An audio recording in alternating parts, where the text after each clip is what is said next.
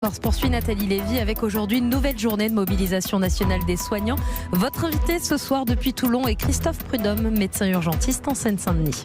Bonsoir à vous Christophe Prudhomme. Bonsoir. Merci d'être avec nous en direct. Vous êtes à Toulon précisément pour un rassemblement qui va s'élancer là dans quelques instants, porte-parole de la MUF, l'association des médecins urgentistes de France.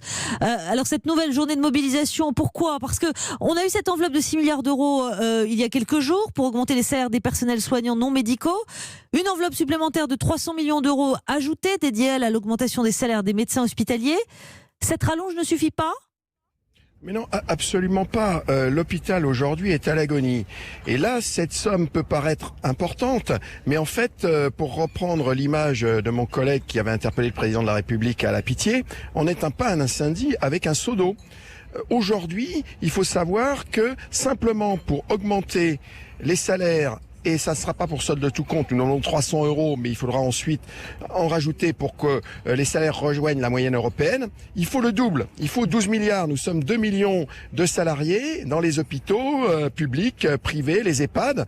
Donc, et ce n'est pas la seule revendication. Nous demandons aussi des créations de postes. 200 000 dans les EHPAD, 100 000 à l'hôpital. Les 200 000 dans les EHPAD, ça peut paraître énorme aussi, mais ce sont les chiffres qui ont été donnés par un rapport parlementaire de mesdames Fiat et Ibora.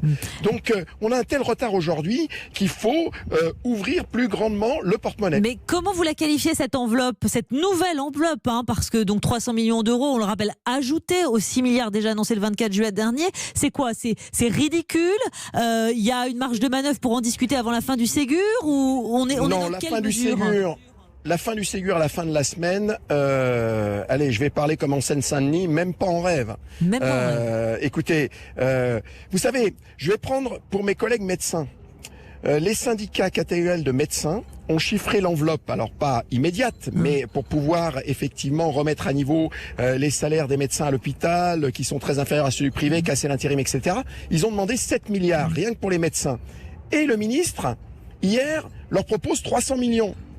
Rien que pour augmenter les salaires des soignants, il faudrait quasiment 12 milliards, on nous en propose 6. Et il n'y a rien sur les deux autres revendications que l'on a mis en avant depuis maintenant plus d'un an, des créations de postes et surtout l'arrêt des restructurations, des fermetures de services, des fermetures de lits, des suppressions de lits qui continuent aujourd'hui. J'entends Christophe Prudhomme et j'ai reçu régulièrement François Salakas qui s'était effectivement, qui avait interpellé le président de la République à la Salpêtrière.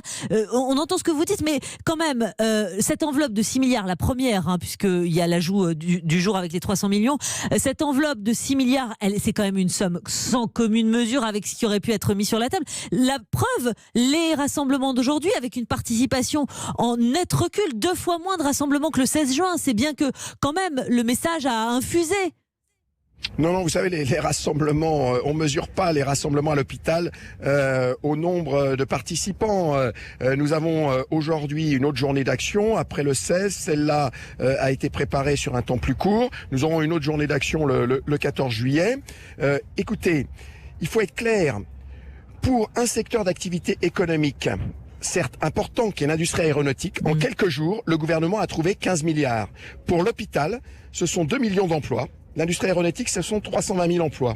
Alors que la santé n'a pas de prix, c'est ce que vous dites. 6 milliards de l'autre, c'est pas la même chose. Alors que la santé n'a pas de prix, c'est ce que vous dites en fait. Mais la santé n'a pas de prix, si la santé a un prix. Mais justement, est-ce que c'est une priorité ? C'est ça. On a pris un tel retard. Vous savez que le retard des salaires depuis 2010... c'est une chute de 15% du pouvoir d'achat. Les infirmières en France sont moins bien payées que leurs collègues mexicaines, Bien sûr, mais alors c'est un pays du tiers-monde. Parlons du salaire précisément, Christophe Prudhomme, pour que nos auditeurs sachent de quoi on parle. Combien gagnent les médecins hospitaliers actuellement, très clairement ? Eh bien écoutez, mes jeunes collègues, pourquoi ils ne viennent plus à l'hôpital public ? Pourquoi ils font de l'intérim ? Mes jeunes collègues à Bac plus 10 sont embauchés à 3 500 € par mois. En début de carrière, 3 754 € net en début de carrière et 6 383 € net en fin de carrière, faut tout dire. Oui, mais ils partent dans le privé, ils gagnent 2 à 3 fois plus. Voilà. Alors donc aujourd'hui. Et donc il faut qu'elle soit de combien cette augmentation alors, Christophe Prudhomme, l'augmentation aujourd'hui, l'augmentation des salaires pour rejoindre la moyenne des pays de l'OCDE, que ce soit pour le personnel non médical ou pour le personnel médical, c'est entre 20 et 30% d'augmentation de salaire immédiat. Autour de 1 000 euros par mois, c'est ça, pour porter le salaire à 5 000 euros net en début de carrière et 10 000 en fin de carrière, c'est ce que vous voulez? Vous savez, pour les infirmières, aujourd'hui elles commencent à un peu plus de 1 500 euros, mais il faut qu'elles commencent à 2002, 2003. Voilà. Et comme ça, on n'aura pas. Effectivement, aujourd'hui, il faut savoir que nous avons 40 000 personnels soignants qui vont travailler en Belgique, en Allemagne, en Suisse. Et pourquoi ils font des kilomètres et des kilomètres? Parce que effectivement, parce que c'est mieux payé de l'autre côté. Mais est-ce qu'on peut balayer tout ça, Christophe Prudhomme, d'un revers de la main? Est-ce qu'on peut balayer tout ça quand même d'un revers de la main, sachant qu'il y a aussi des propositions qui ont été faites aux internes, les médecins en formation, une revalorisation de 10% des émoluments de cette première, de deuxième année, 5% pour les suivantes, les indemnités forfaitaires pour les gardes du week-end. Ça commence quand même à chiffrer au bout d'un moment. Écoutez. Vous alignez un certain nombre de mesures, mais regardez 5%, 10%, au regard du retard qui a été pris et de la colère qui existe aujourd'hui chez les personnels après cette période du Covid où on s'est mobilisé. On attend un véritable choc financier de la part du gouvernement. Parce qu'aujourd'hui, non seulement les propositions sur les salaires ne sont pas à la hauteur, mais le ministre ment quand il dit qu'il suspend les réorganisations. Écoutez, mes collègues du SAMU d'Auxerre m'ont informé que le 9 juin, le directeur général de l'Agence régionale de santé est venu à Auxerre en disant que le projet de fermeture du SAMU était toujours d'actualité. Alors, voilà, c'est ça qu'on vit au quotidien. C'est ça que vous vivez au quotidien. Et je vais vous donner un autre exemple. Après le Covid, nous avons des difficultés pour hospitaliser des patients psychiatriques qui sont plus nombreux. Nous n'avons pas de lit. Et dans nos services d'urgence aujourd'hui, nous avons de nouveau des hospitalisations sur les brancards. Il n'y a pas plus de personnel dans les EHPAD aujourd'hui qu'hier. Christophe Prudhomme, fin de la concertation nationale vendredi, ce Ségur de la santé. Vous allez faire quoi? Continuer à vous mobiliser tant que vous n'aurez pas réussi à faire plier le gouvernement? Tout à fait, et ça risque de se radicaliser. Vous verrez, parce qu'il peut y avoir des grèves dures où les soignants ne viendront pas au boulot le matin. Vous annoncez déjà une nouvelle journée de grève?